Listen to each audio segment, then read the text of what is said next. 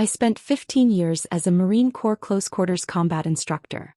My daughter's boyfriend shoved her and then sneered, "Your old man is just a washed-up fat guy. He can't do a thing."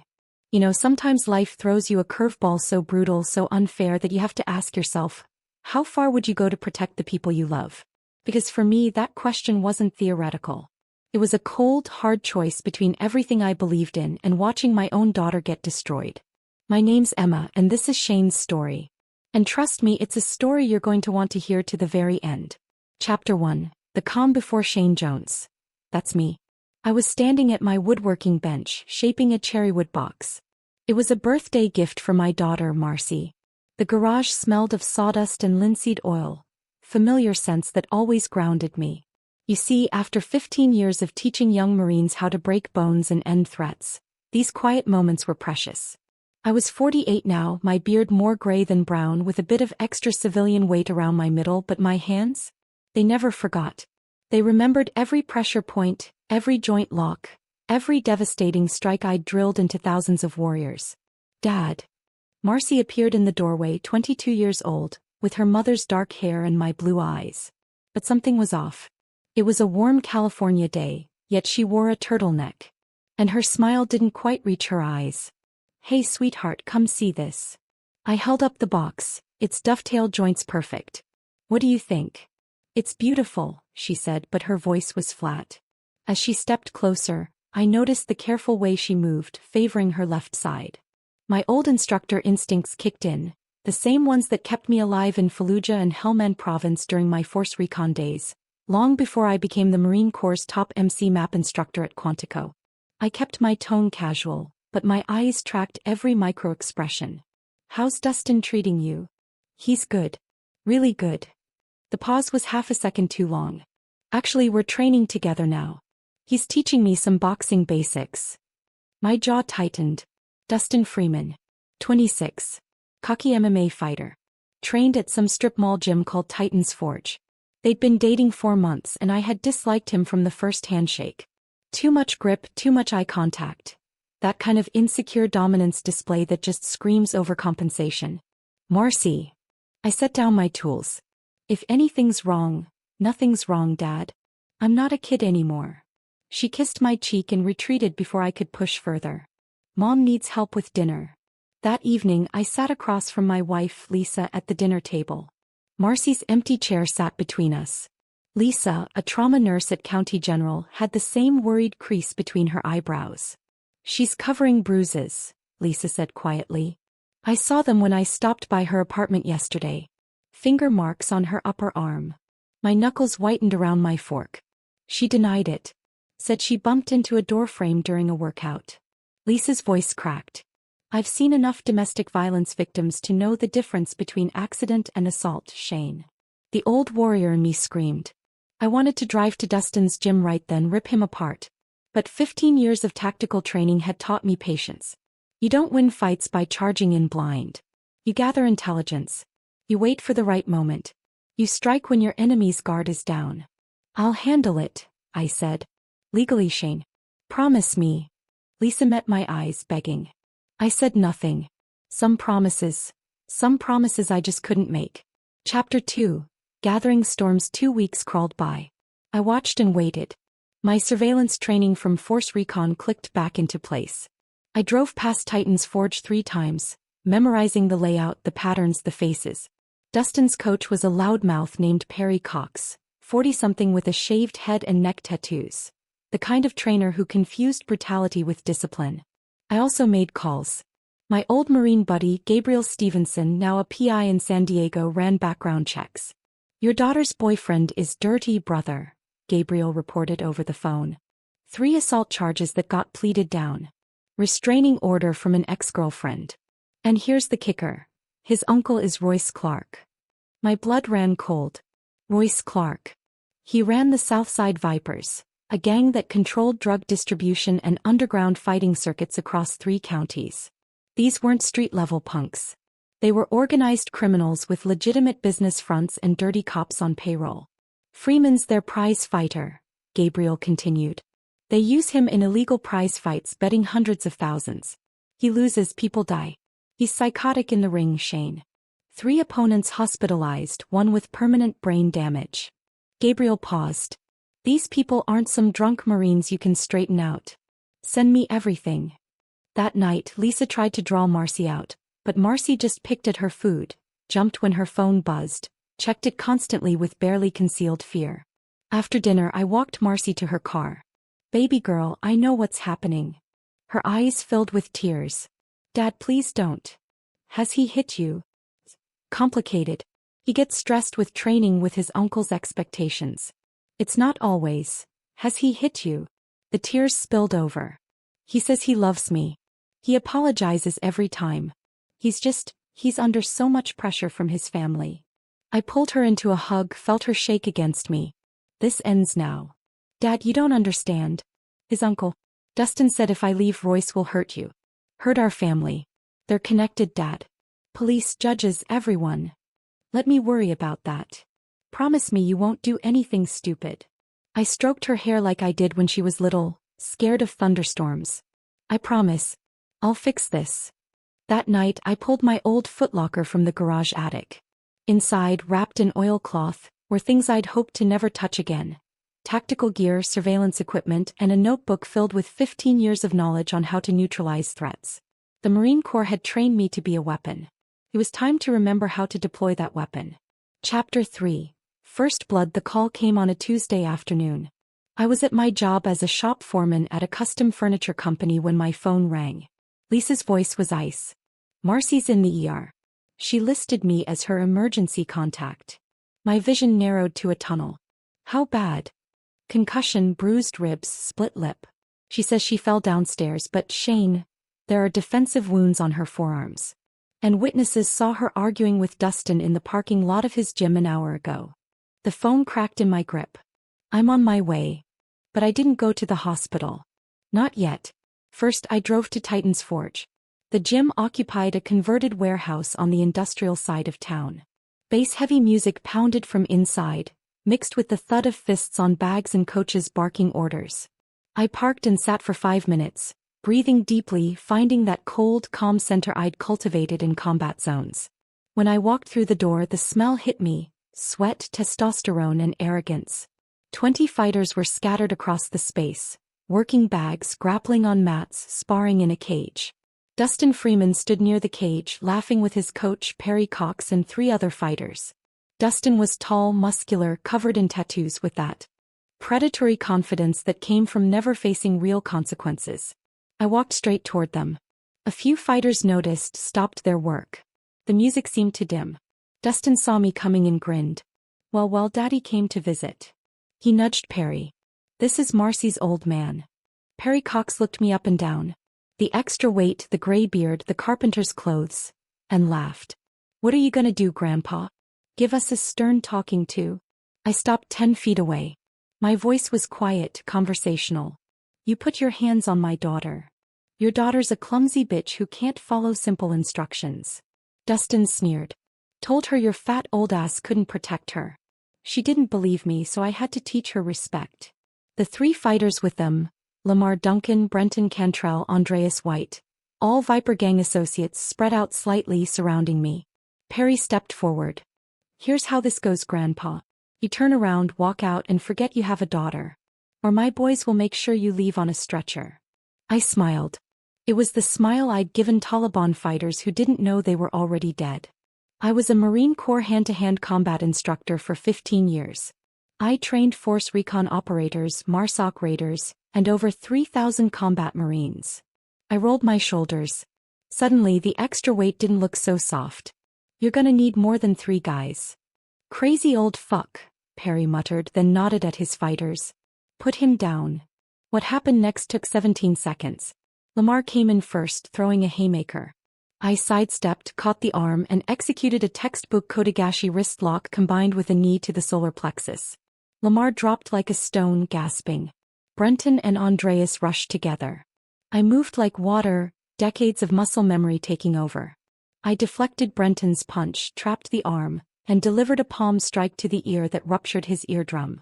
As Brenton screamed, I pivoted, caught Andreas's kick, swept his standing leg, and dropped an elbow on the falling fighter's knee. The snap echoed through the gym. 14 seconds. Perry Cox grabbed a training knife from the wall rack and lunged. Mistake. My disarm was reflexive. Trap the weapon hand, control the wrist, apply pressure to the nerve cluster while stepping into Perry's centerline. The knife clattered away. I drove 3 rapid strikes into Perry's floating ribs, then swept both legs. Perry crashed onto his back. I followed him down, knee on sternum, and delivered 2 precise strikes to the jaw that sent Perry into darkness. 17 seconds. 3 fighters and a coach on the ground. 2 unconscious, 1 clutching a destroyed knee, 1 rolling in agony with a ruptured eardrum. I stood and turned to Dustin Freeman. Dustin's cocky grin had vanished. He backed toward the cage, hands up. You're dead. My uncle. I closed the distance in 2 steps. Dustin threw a combination, jab, cross, hook. I parried each strike, then delivered a front kick to the solar plexus that sent Dustin stumbling backward into the cage wall. Before he could recover, I was on him, trapping an arm behind his back. I slammed Dustin's face into the chain link once, twice, 3 times. Blood splattered, teeth cracked. I spun Dustin around and lifted him by the throat, speaking inches from his ruined face. You ever come near my daughter again, I'll kill you. You understand me? Dustin gurgled something that might have been agreement. I didn't hear you. Yes. Yes. I dropped him. Dustin collapsed, whimpering. I looked around the gym. Every fighter had backed away, phones out, filming. Good. Let them see. Anyone else want to teach the old man a lesson? Silence. I walked out, my knuckles barely bruised, my breathing steady. Behind me, someone was already calling 911. Chapter 4. The Reckoning. The knock came at 6 a.m. the next morning. 2 detectives. Roosevelt Kent, a black man in his 50s with tired eyes, and Sue Shepard, a sharp-featured woman in her 30s. I opened the door in my bathrobe, coffee in hand, expecting this. Mr. Jones, we need to talk about an incident at Titan's Forge gym yesterday. Come in. I led them to the kitchen. Lisa stood by the counter, her lawyer face on. She'd made calls last night, prepared for this moment. Detective Kent pulled out a notebook. 4 men are in the hospital. Perry Cox has a fractured jaw and broken ribs.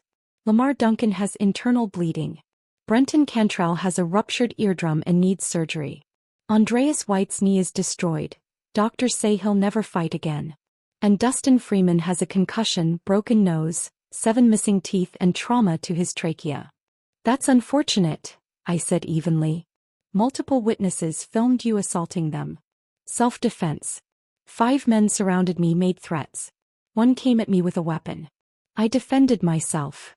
Sue Shepard leaned forward. Mr. Jones, these men are claiming. These men put my daughter in the hospital with a concussion, bruised ribs, and a split lip.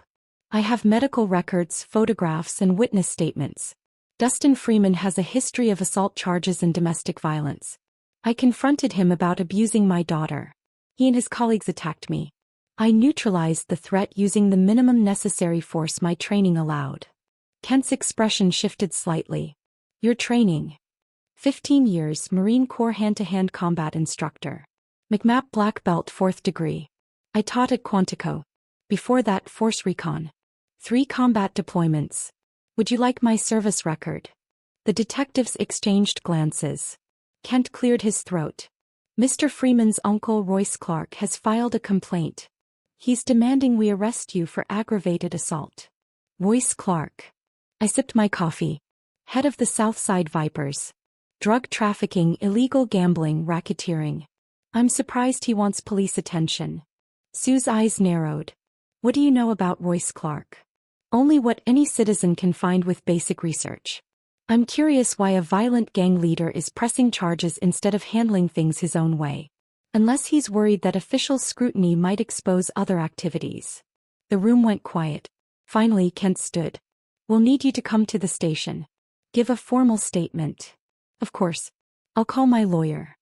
After they left, Lisa gripped my arm. They could still charge you. They won't. Too many witnesses saw Freeman's crew surround me. Self-defense is clear. I looked out the window. But this isn't over. Royce Clark doesn't call the police when his pride is hurt. He makes examples. I was right. That afternoon my boss Jarvis Ho called me into the office. Jarvis, the owner of Premium Craft Furniture, looked uncomfortable. Shane, someone came by this morning. Royce Clark. My jaw tightened. What did he want? He said you put 4 of his guys in the hospital. Said it's bad for business when old men embarrass young fighters. Jarvis wouldn't meet my eyes.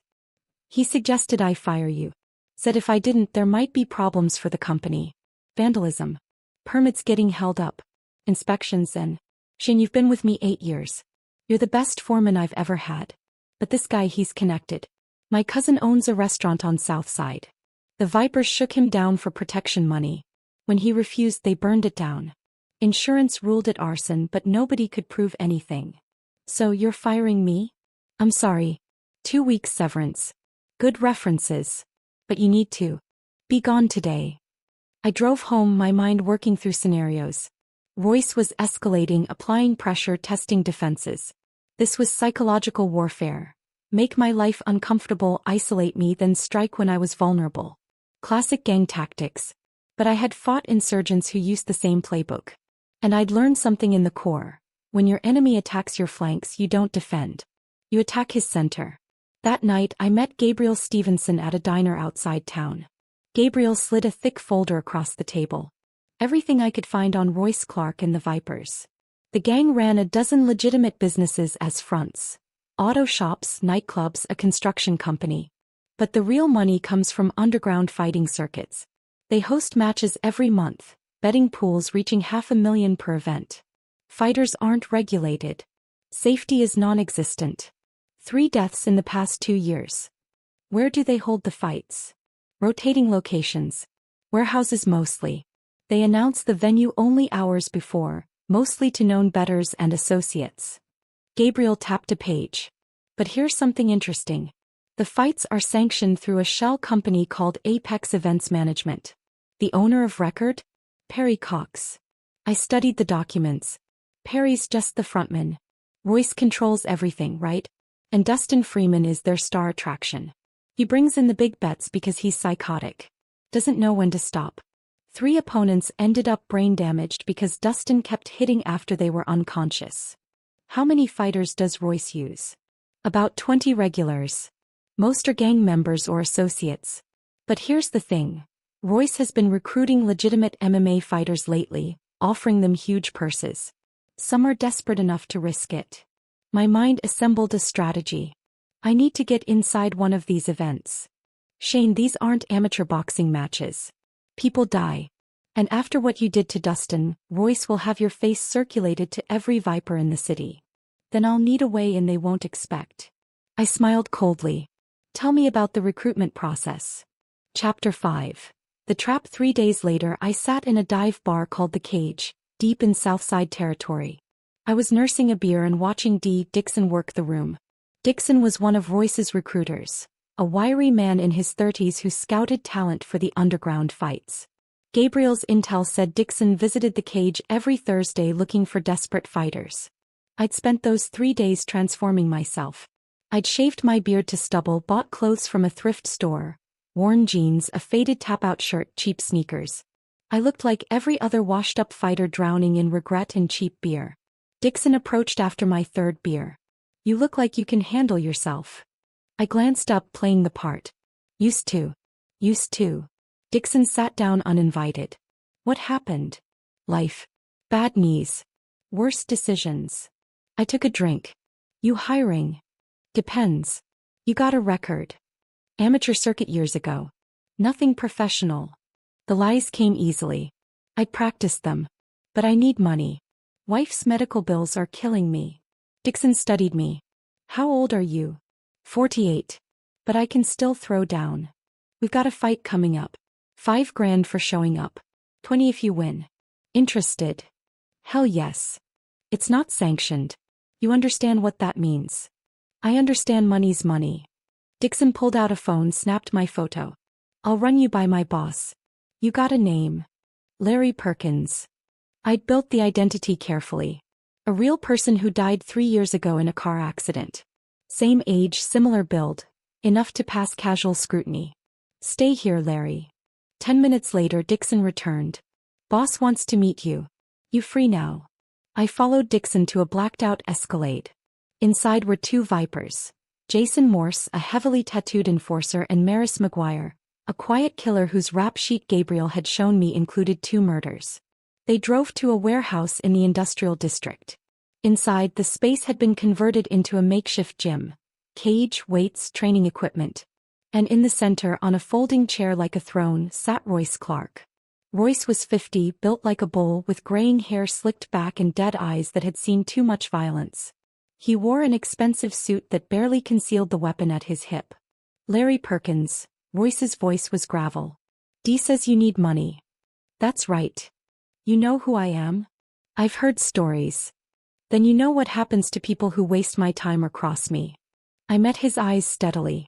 "I'm just looking for a payday." Royce studied me for a long moment. "You look familiar." My pulse remained steady. Years of controlling physiological responses in interrogation training. "I've got one of those faces." "Strip." I didn't hesitate. I removed my shirt, revealing the extra weight I carried, but also the underlying muscle definition. Old scars from combat marked my torso: shrapnel, knife wound, bullet graze. They told a story Royce could read. "Military. Marines." Royce stood, walked around me. "What did you do?"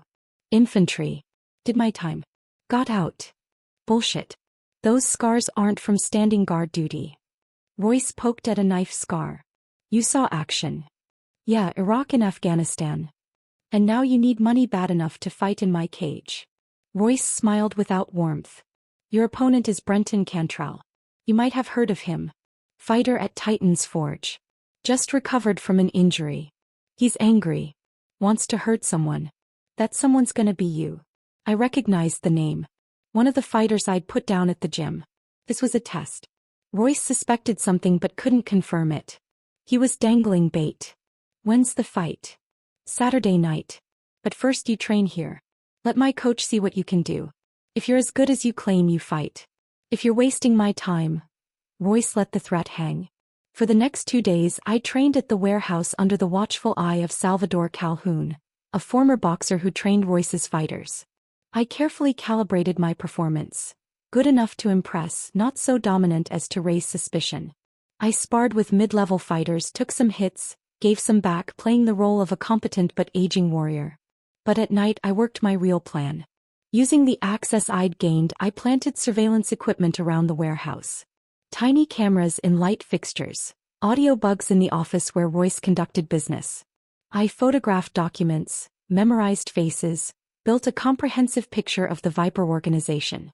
Gabriel had connected me with Linda Kane, an FBI agent who'd been trying to build a case against Royce for 3 years.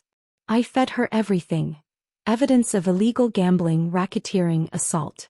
But they needed more. They needed proof of the fights, the betting, the whole operation. Saturday arrived. By evening I stood in a converted warehouse on the docks, surrounded by 300 people. Gang members, gamblers, dealers, dirty cops, wealthy thrill seekers. Money changed hands in thick stacks. The air reeked of sweat, smoke, and blood. In the cage across from me, Brenton Cantrell warmed up, his ears still bandaged from our previous encounter. But Brenton didn't recognize me. The beard was gone. The context was different. And people, they see what they expect to see. Royce stepped into the cage, microphone in hand. "Gentlemen, our main event. Brenton the Butcher, Cantrell versus Larry Perkins. Some old Marine looking for grocery money." Laughter rippled through the crowd. "Brenton's gonna make this quick and painful." The bell rang. Chapter 6. The unmasking Brenton came out aggressive, throwing heavy combinations. I moved defensively, circling, absorbing strikes on my forearms, playing the overmatched underdog. The crowd jeered. Royce watched from ringside, his expression bored. But I was setting the tempo, controlling the distance, studying Brenton's patterns. After 2 minutes I'd seen enough. The next time Brenton threw a wild right hook, I stepped inside, trapped the arm, and delivered a textbook elbow strike to the temple. Brenton's eyes glazed. I swept his legs, followed him down, and applied a rear naked choke. 7 seconds later, Brenton tapped frantically. The crowd erupted. Money changed hands. Royce's expression shifted from bored to interested. I released the choke and helped Brenton up. As our eyes met, recognition flashed across Brenton's face. His eyes went wide. "You My fist connected with Brenton's jaw, cutting off the revelation. Brenton crumpled. The crowd assumed it was post-fight drama, laughed and cheered. But I had seen Royce's eyes narrow. I exited the cage quickly, collected my $5,000 from D. Dixon and headed for the exit. But Jason Morse blocked my path. "Boss wants to see you." My hand moved toward the folding knife in my pocket, but I caught myself. "Not yet. Not here." Surrounded by enemies, I followed Morse to a back office where Royce waited, flanked by Maris McGuire. "Hell of a fight, Larry." Royce poured whiskey into 2 glasses. "For an old man, you've still got some moves." "Yeah, I do. Funny thing. Brenton seemed to recognize you right before you knocked him out. People mistake me for other people sometimes." Royce slid a photograph across the desk. My stomach dropped. It was a security camera still from Titan's Forge, showing me mid-fight with Lamar Duncan. "This is from my nephew's gym. 2 weeks ago, some asshole walked in and hospitalized 4 of my guys, including Brenton." Royce tapped the photo. "This asshole looks a lot like you. Except he had a beard." The room went silent. Maris's hand moved toward his waistband. I calculated angles, distances, exits. I was outgunned but not outmatched. "My nephew Dustin is still eating through a straw because of this guy," Royce continued. "You know what I do to people who hurt my family? I imagine you make them disappear." "Exactly." Royce leaned back. "So here's my problem, Larry. Or should I call you Shane Jones? See, I did my homework after Dee sent me your photo. Took a while to connect the dots, but facial recognition software is amazing these days. Shane Jones, formerly Gunnery Sergeant Shane Jones. McMap instructor at Quantico. Force Recon before that. Quite a resume." I said nothing. "You came into my operation under false pretenses. You humiliated my nephew and my fighters. You cost me money and respect." Royce's voice hardened. "That requires consequences. Then why am I still breathing?" Royce smiled. "Because I'm a businessman. You're a talented fighter and you've got skills I can use. So here's the deal. You fight for me. Exclusive contract. 20 fights, $50,000 each. You win, you make $1 million and we forget about Dustin." And then came the gut punch. "And if I refuse? Your wife, Lisa, works at County General night shift on Thursdays. Your daughter, Marcy, lives alone in that apartment on Maple Street. Accidents happen, Shane. Terrible random accidents." There was the threat I'd been expecting. My face remained neutral but my mind raced. This was the moment of decision. "I need time to think." "You've got 60 seconds. I stood, walked to the window, my back to them. I could see my reflection in the glass. A tired man carrying too much weight. Too many years. But underneath, the warrior remained. And warriors don't negotiate with terrorists. "Hey," I said. "I'll fight for you." Royce's laugh was genuine. "Smart man. Welcome to the team." We shook hands. Royce's grip was crushing, a dominance display. I matched it, then exceeded it, squeezing until I felt the bones shift. Royce's smile faltered. "One condition," I said. "My family doesn't know about this. As far as they're concerned, I'm working construction in Nevada for 6 months. Done. But you live here, train here. I need to know where you are at all times." "Fair enough." That night, I moved into a room above the warehouse gym. Royce assigned D. Dixon to watch me, ensure I didn't run. But I wasn't planning to run. I was planning something far more dangerous. Using the burner phone Gabriel had given me, I texted one word: inside. The next morning, I began my real mission. Training with Royce's fighters, I assessed their skills, identified weaknesses, memorized the operational structure. I ingratiated myself with Salvador Calhoun, the coach, learning the schedule of fights, the betting system, the protection payoffs to cops and officials. And at night, when Dee thought I was sleeping, I moved through the warehouse like a ghost.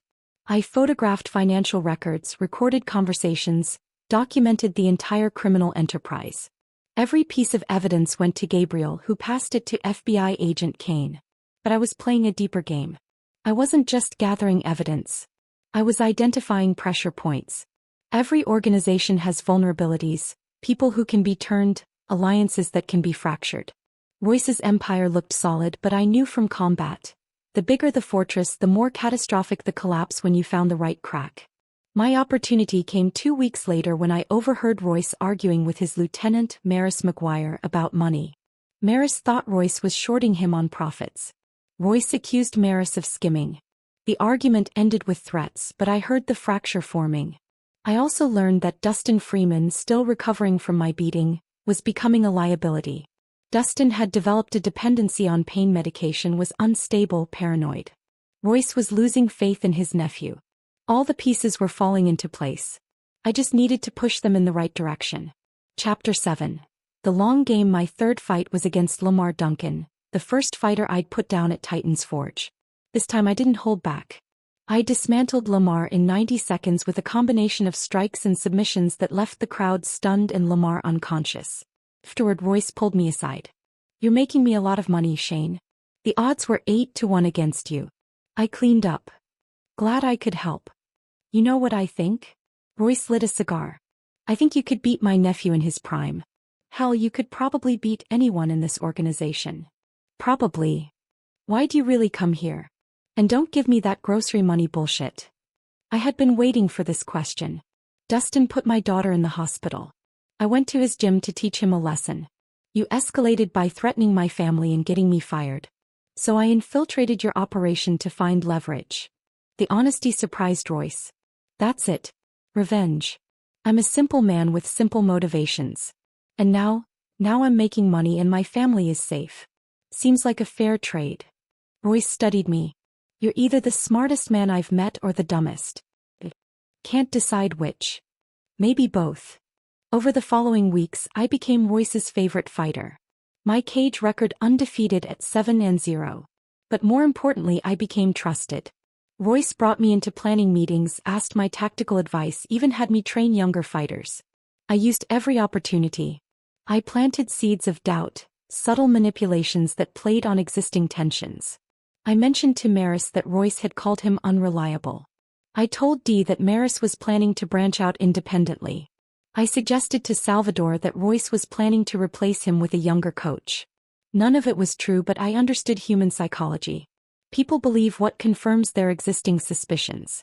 And in a criminal organization built on paranoia and violence, suspicions spread like cancer. Meanwhile, FBI agent Kane built her case.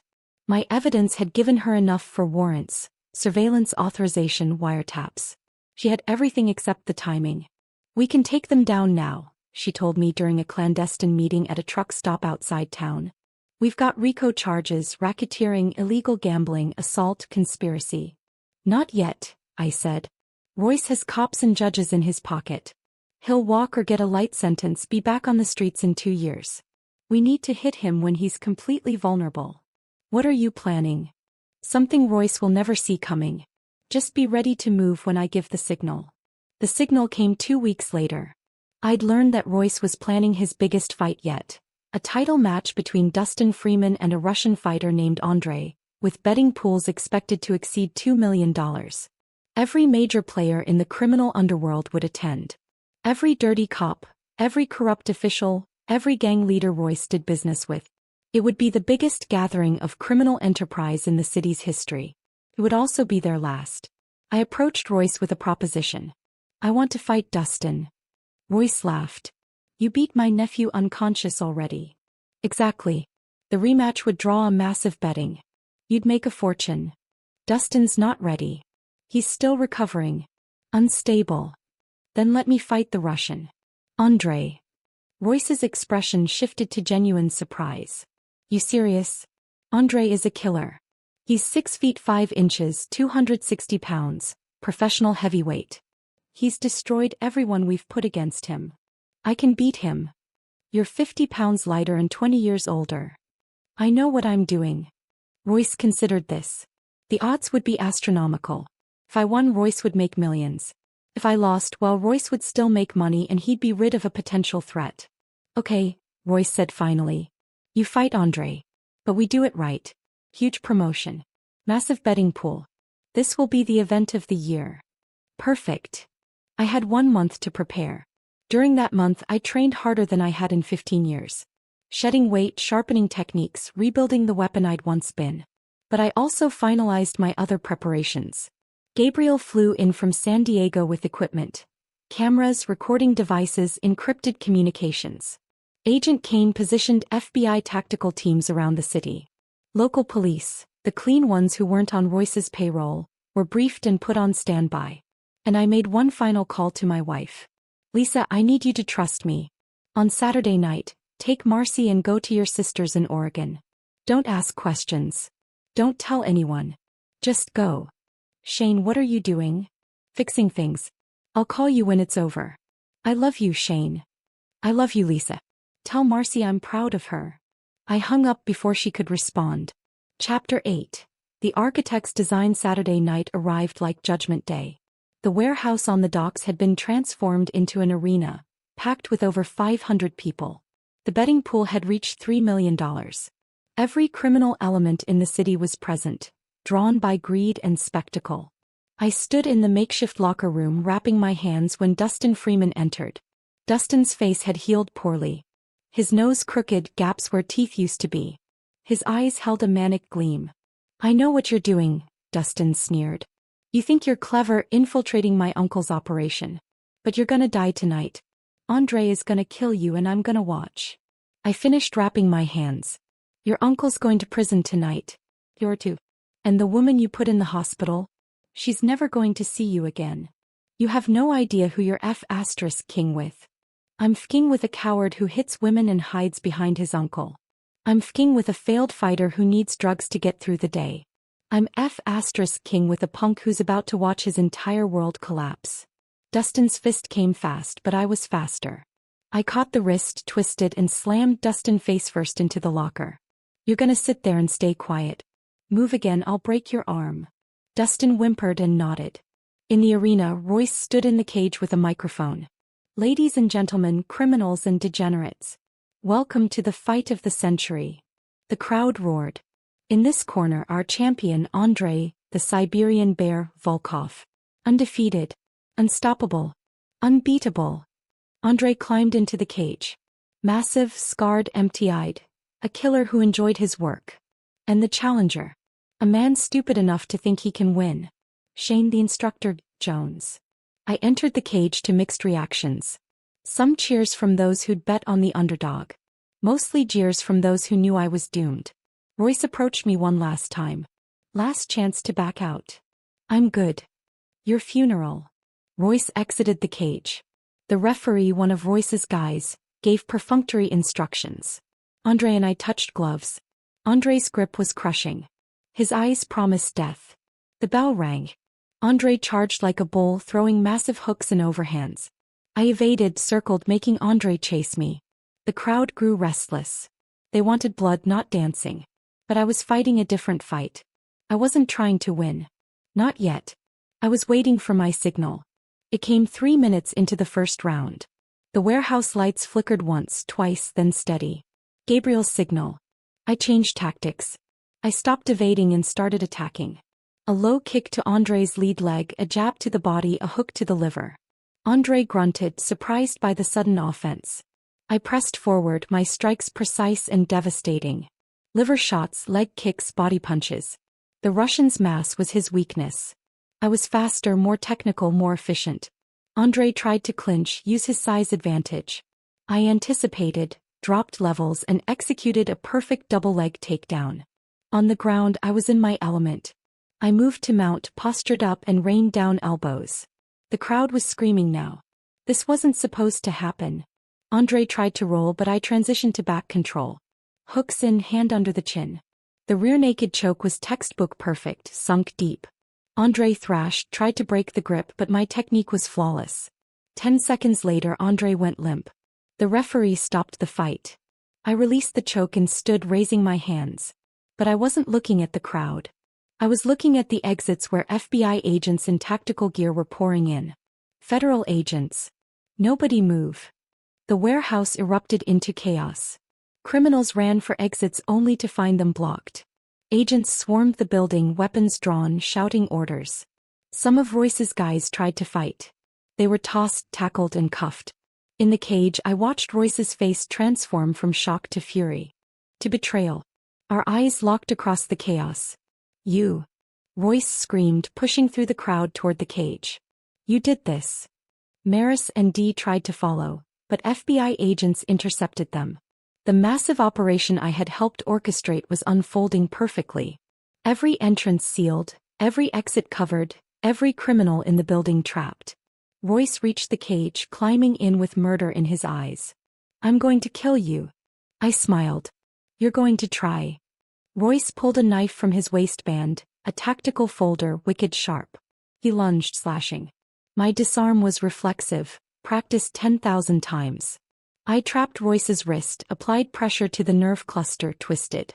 The knife clattered to the canvas. Then I went to work. 15 years of teaching Marines how to end threats efficiently. Every technique, every principle, every lesson delivered with surgical precision. Jab, cross, hook to the body, leg sweep, ground control. I mounted Royce and delivered controlled strikes. Not enough to kill, but enough to punish. "This is for my daughter." A strike to the ribs. "This is for every woman you terrorized." Another to the solar plexus. "This is for every life you ruined." A final strike to the jaw. Royce went limp, unconscious but alive. I stood as FBI agents swarmed the cage, weapons trained on both of us. "Shane Jones. Hands up." I complied, hands raised. Agent Kane pushed through the crowd, her expression severe for the cameras, but her eyes grateful. "You're under arrest for participation in illegal fighting." "Understood." She cuffed me deliberately loose and whispered, "Play along." We discussed this. I was led out through the chaos, past the arrested gang members, past the terrified gamblers, past Dustin Freeman being dragged away in cuffs. Outside, news cameras had arrived. The FBI had tipped them off. This would be national news by morning. In the back of an FBI van, Agent Kane uncuffed me. We got everyone. Royce, Maris, Dustin, D. Salvador, all the major players, plus 57 criminals with outstanding warrants, 12 dirty cops, 3 judges, and more evidence than we can process. Good. The charges against me were for show. We'll drop them tomorrow. Claim you were acting as a, we've had them in protective custody since you made the call. I nodded, exhaustion suddenly overwhelming me. It was over. 3 months of planning, manipulation, and risk, but it was finally over. Chapter 9. Resolution. The trial took 8 months. I testified, my immunity deal protecting me from prosecution. The evidence I'd gathered, financial records, recordings, videos, was overwhelming. Royce Clark received 40 years in federal prison. Maris McGuire got 25.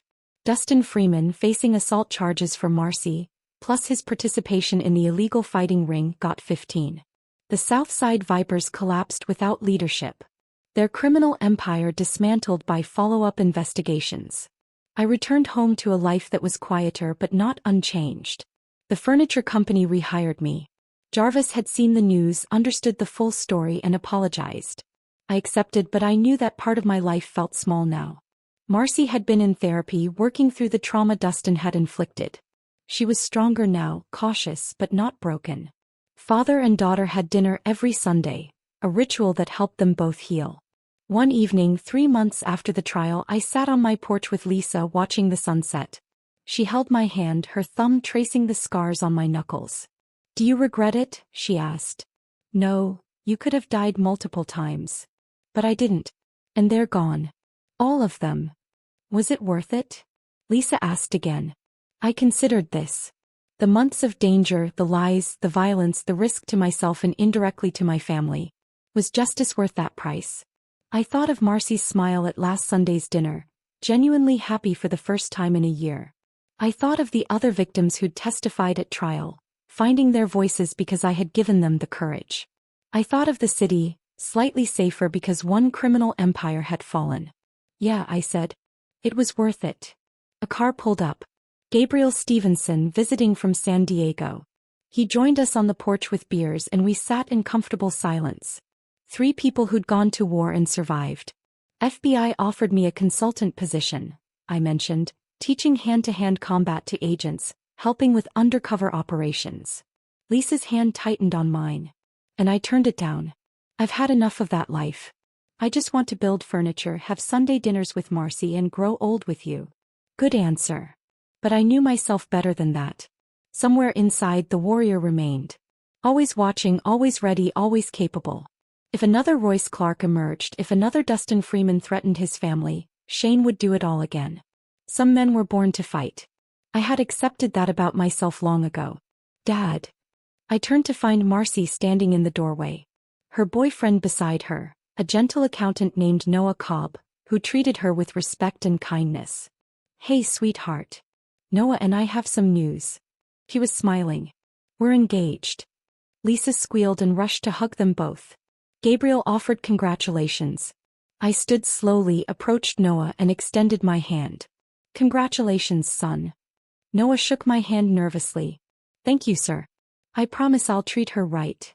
I know you will. My grip was firm but not crushing. But just so we're clear, I was a Marine Corps hand-to-hand combat instructor for 15 years. You've seen the news reports about what happened to the last guy who hurt my daughter. Noah paled slightly. Marcy swatted my arm. Dad. I grinned. I'm kidding. Mostly. I pulled Noah into a hug, clapping him on the back. Welcome to the family. As they celebrated inside, I stepped back onto the porch alone. The sun had set completely, leaving stars scattered across the dark sky. I thought about the path that had led me here, from the battlefields of Iraq and Afghanistan, through the training halls of Quantico, into the underworld of criminal fighting and finally home. The journey had been violent and dangerous but necessary. Because some things were worth fighting for. Family. Justice. The basic human right to live without fear. Shane Jones had been a warrior his entire adult life. He'd fought for his country, trained others to fight, and ultimately fought for the people he loved most. And standing on his porch, surrounded by family and friends, he knew he'd do it all again if needed. But for tonight, the war was over. Tonight, he was just a father celebrating his daughter's happiness. And that was enough. Epilogue. 2 years later, I stood in a different role. Grandfather. Marcy had given birth to a healthy boy, named after my father. The old warrior held his grandson carefully, marveling at the fragile weight of new life. The boy would grow up in a world slightly safer because his grandfather had made difficult choices. He'd never know about the violence, the danger, the calculated revenge that had removed a criminal empire from the streets. But someday, if that boy needed protection, if evil threatened his life the way it had threatened Marcy's, he'd have a grandfather who knew how to fight back. For now, though, I was content to simply hold my grandson and feel the warmth of family around me. Lisa beside me, Marcy and Noah nearby, Gabriel visiting from San Diego. The past was behind them, the future uncertain but hopeful. Shane Jones had been a Marine, an instructor, a warrior, and an avenger. Now finally he was just a man at peace. And that was the greatest victory of all. So what do you think? Was Shane's path justified? What would you have done if your family was threatened like that? Tell me in the comments below. I really want to hear your thoughts.